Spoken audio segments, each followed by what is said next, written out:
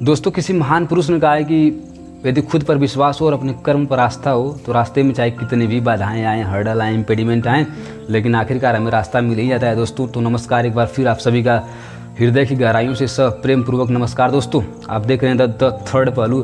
दोस्तों, आज मैं आपको एक शॉर्ट स्टोरी के थ्रू बताने वाला हूं कि आत्मविश्वास और विश्वास का जो भूमिका होती है हमारे सक्सेस में, हमारे हर एक कार्यों में, वो कितना इंपॉर्टेंस है। दोस्तों कहानी कुछ इस प्रकार है कि एक बार जापान के प्रसिद्ध सेनापति नोबुनागा नामक एक सेनापति हुआ करते थे, जो कि अपने ज़माने के बहुत ही कुशल और कुशलता में बहुत ही पराकाष्ठा थी उनको। दोस्तों, दरअसल उनकी क्वालिटीज़ कुछ इस प्रकार थी कि उनकी जो क्वालिटीज़ थी कुछ इस प्रकार थी कि उनके पास कम सैनिक और कम संसाधन, कम आर्म्स एंड एम्यूनेशन होने के बावजूद वे अपने से 6 गुना 4 गुना बड़ी सेनाओं को, राजा महाराजाओं को परास्त कर दिया करते थे। दोस्तों, तो उनके पीछे एक ही उनकी सबसे बड़ी कुशलता के पीछे उनकी क्वालिटीज़ थी, वो आत्मविश्वास। उनके और उनके सैनिकों के बीच का जो आत्मविश्वास हुआ करता था दोस्तों, एक अक्सर वे प्रयोग किया करते थे अपने सैनिकों के मनोबलों को, आत्मविश्वासों को बढ़ाए रखने के लिए अक्सर वे प्रयोग किया करते थे। दोस्तों, तो उन्होंने एक बार कुछ इस प्रकार का प्रयोग किया कि उन्होंने अपने सभी सैनिकों को बुलाया और कहा, आइए हम मंदिर चलते हैं। और मंदिर में गए, उन्होंने देवता के सामने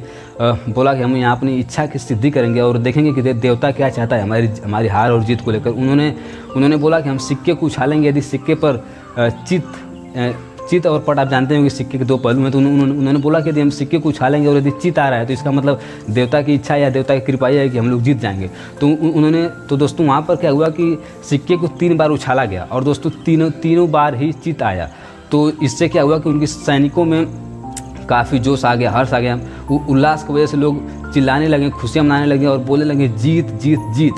दोस्तों, और इसके कुछ दिनों बाद लड़ाई शुरू हो गई, जो कि एक अपने विपक्ष की सेना के साथ लड़ाई थी, जो कि काफ़ी बड़ी सेना थी, काफ़ी बड़े राजा थी।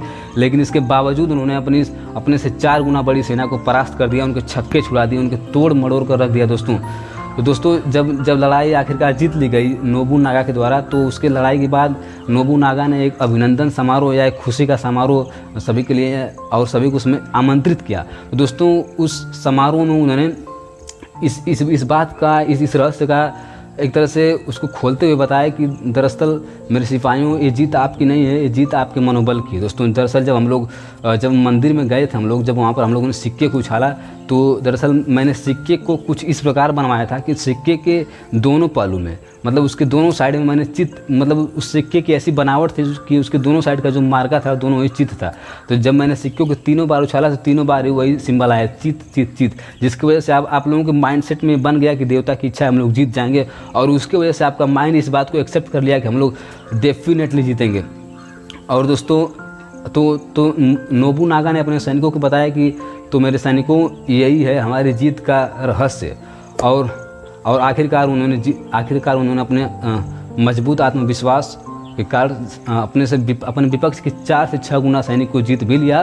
तो दोस्तों, कहानी यहीं पर ख़त्म होती है। और इस कहानी में आपके लिए क्या लर्निंग है, आपके लिए क्या जो भी इन्फॉर्मेशन जो आपको सीखना चाहिए, यही है कि जीवन में कितनी भी बाधाएं आएँ, डिफ़िकल्टी आएँ, हर्डल आएँ, इम्पेडिमेंट आएँ, बट यदि आपको आत्मविश्वास, सेल्फ कॉन्फिडेंस यदि बना है दोस्तों, तो आप असंभव कार्य को भी संभव बना सकते हैं।